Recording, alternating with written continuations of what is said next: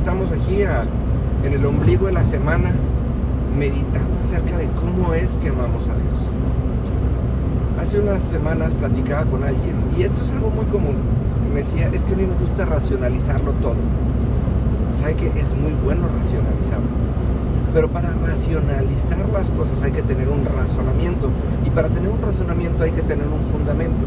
Y si no tenemos un fundamento, va a ser muy difícil que podamos verdaderamente racionalizar las cosas. Hay gente que le gusta cuestionar, y entonces, y se lo digo porque me pasa, nos solemos enredar en lo que estamos pensando, y ¿sabe qué? Curiosamente, cuando tenemos ese tipo de pensamientos, lo único que gana es nuestra comodidad. Entonces empezamos a racionalizar en la manera en la que estamos todo el tiempo tratando de acomodar las cosas de manera que nos convengan y nos sean más cómodas. No sé si está bien o está mal, pero el hecho es que si nosotros nos acostumbramos a esto, ahí nos vamos a quedar atorados toda la vida, toda la vida. Y entonces esto es como las personas que, me acuerdo que alguna vez hace muchos años vi una serie donde una señora, era una de esas señoras afanadas por la limpieza, y se la vivía limpia, limpia, limpia, limpia, limpia, limpia, y un día se cansó, y entonces un día decidió que se iba a sentar en el sillón, y que ese día no iba a limpiar, porque le era más cómodo.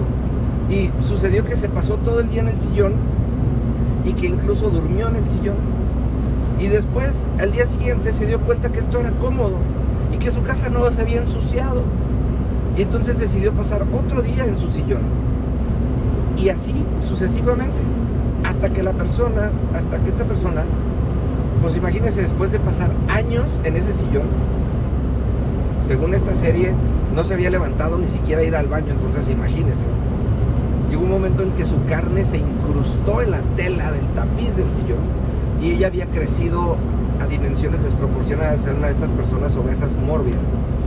Y cuando la descubrieron y la encontraron, tuvieron que tumbar una pared de su casa, tuvieron que sacarla en el sillón de su casa, la tuvieron que subir a un camión para sacarla con la intención de salvar su vida. Y cuando esta mujer se dio cuenta que ahora iba a tener que recuperar el tiempo y que le era incómodo, entonces decidió dejarse morir, hasta que, al grado que dejó su corazón de latir. Eso está muy grueso, ¿no? Yo no sé usted, pero a mí eso se me hace tremendamente grueso, así de que, órale.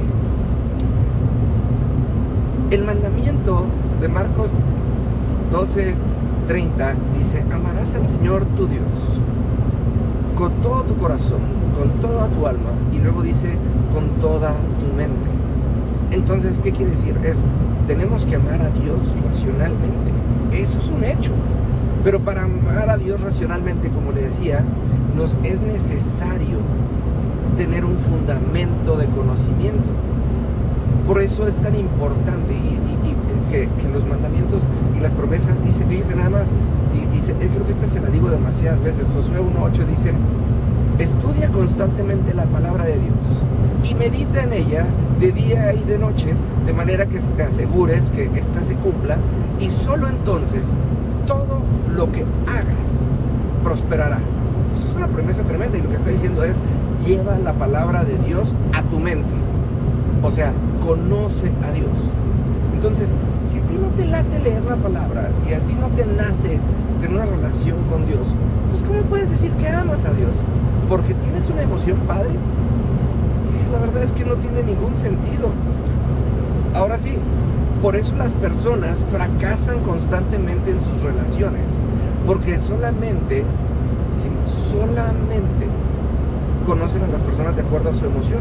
Fíjese que yo he tenido la oportunidad, y no tiene una idea de cuánto se lo agradezco a Dios, de que en los últimos años he podido estar cada año un mes con mi abuela. Mi abuela vive en Alemania y tiene 90 años.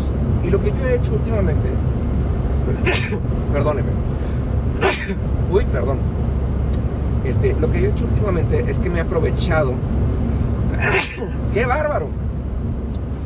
Lo que yo he hecho es que me he aprovechado de que mi abuela pues ya no se mueve tanto, entonces ahora empiezo y le hago preguntas.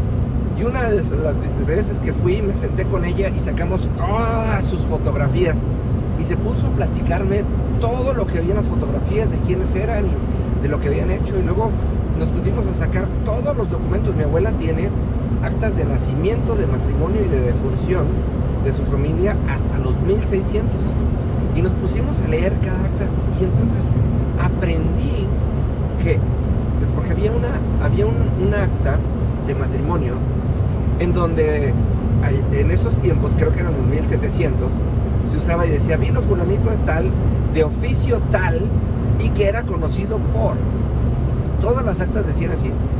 Y había una frase de una, no sé en qué nivel, tatarabuela mía, que era conocida por una frase que yo desconocidamente digo el día de hoy, que es una frase muy común en mí, y yo así de ¡wow!